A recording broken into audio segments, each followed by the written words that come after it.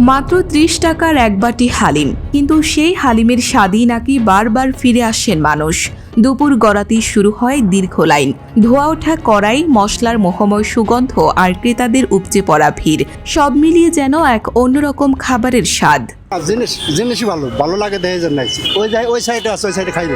তুফান হালিম তৈরিতে বিশেষ মশলা, বিভিন্ন ধরনের ডাল, চালের গুঁড়া এবং খাসির মাথার মাংস ব্যবহার করেই তৈরি হয় এই জনপ্রিয় হালিম। রিকশা চালক থেকে শুরু করে চাকরিজীবী বিভিন্ন শ্রেণী পেশার মানুষের কাছে জনপ্রিয় হয়ে উঠেছে এই ফুটপাতের হালিম।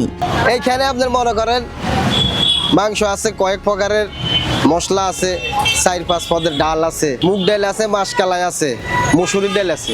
বেশিরভাগ এই তিনটাই ইউজ করি আমি, এই তিনটাই ভালো। এই আমি গরিবের তো হালিম ভাই 30 টাকা পাওয়া যায়, এছাড়া তো আর কেউ দিব না 30 টাকা হালিম। এই হালিমের সাথে চিতল পিঠা নিছি, টক দিছে, ধন্যবাদ দিছে, ভালোই লাগে হালিমটা। রাজধানীর ফার্মগেটের ইন্দিরা রোড প্রতিদিন দুপুরের পর থেকেই জমে ওঠে একটি ফুটপাতের হালিমের দোকান। তুফান হালিম নামে পরিচিত এই দোকানে এক বাটি হালিমের দাম মাত্র 30 থেকে 50 টাকা। কম দামে সুস্বাদু খাবারের খোঁজে প্রতিদিন হাজারো মানুষ ভিড় করেন এখানে। বিক্রেতার দাবি প্রতিদিন 1000 থেকে 1200 বাটি পর্যন্ত হালিম বিক্রি হয়। এতে মাসে 10 থেকে 12 লাখ টাকার ব্যবসা হয়। প্রতিদিন 200 বাটি 150 বাটি, সেটা মনে করেন বাজার নিয়ে কথা। 250 বাটির মতো কালকে বিক্রি করছি। এর ভিতরে 50 টাকারও আছে, 30 টাকারও আছে, 150 টাকারও আছে।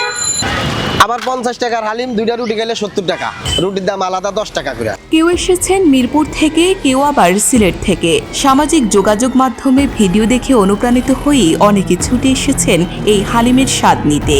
তারা বলছেন অন্যান্য রেস্তোরাঁর তুলনায় অনেক কম দামে ভালো স্বাদের হালিম পাওয়া যায় এখানে। ওনার হালিমটা অনেক ভালো লাগে, মূলত অন্য রেস্টুরেন্টের থেকে ফুটপাত হিসাবে ভালো লাগে। হালিমটা খুব সুস্বাদু। এটা 30 টাকা, 40 টাকা, 50 টাকা পর্যন্ত।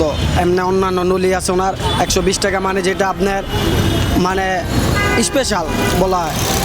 120 টাকা থেকে 150 টাকা। আমরা মাঝে মধ্যে ওইটাও খাই। স্বাদ আর কম দামের টানে প্রতিদিন ভিড় করছেন হাজারো মানুষ। তবে খোলা আকাশের নিচে ব্যস্ত সড়কের ধুলাবালির পাশে প্রস্তুত ও পরিবেশিত এই খাবারের স্বাস্থ্যবিধি কতটা মানা হচ্ছে সেটিও গুরুত্বপূর্ণ প্রশ্ন। নিরাপদ খাদ্য নিশ্চিত করতে সংশ্লিষ্ট কর্তৃপক্ষের নিয়মিত তদারকি জরুরি বলে মনে করছেন সচেতন মহল।